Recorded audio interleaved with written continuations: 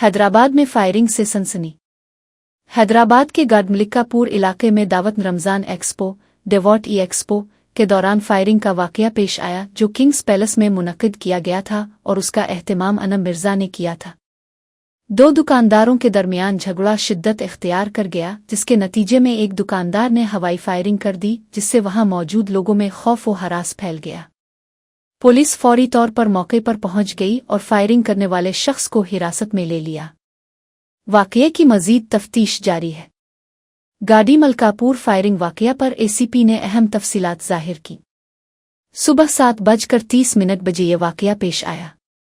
दो दुकानदारों के दरमियान झगड़े के दौरान मुल्जिम आसिफ अल-दीन उर्फ अलियान हैदर ने 2 राउंड फायरिंग की। हैदर का दुकानदारों के झगड़े से कोई ताल्लुक नहीं। फायरिंग की असल वजह की तहकीकात जारी है। किंग्स पैलेस फंक्शन हॉल में एक मीर हसीबुद्दीन आलियास हैदर एसी गार्ड्स में रहने वाले हैं। 2 राउंड्स हवा में फायरिंग करे। इनका वेपन है .32 mm पिस्टल है।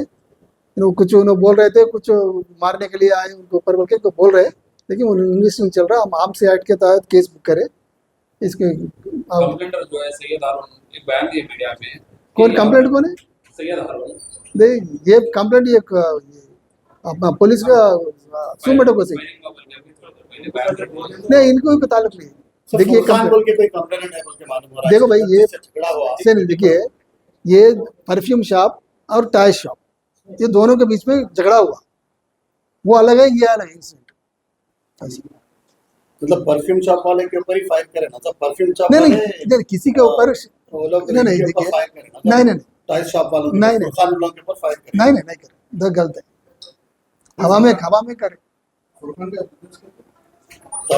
टाई शॉप है और दूसरा उनका कुछ परफ्यूम से उनका है सालेम कल के। इसमें ऐसा है तो इसमें पुलिस जो है हर तरीके से जो है कुछ बड़े लोग इन्वॉल्व हो रहे हैं, बड़े लोगों का इन्वॉल्वमेंट है, उसके लिए उस चीज को छुपाया। नहीं देखिए, किसी को छुपा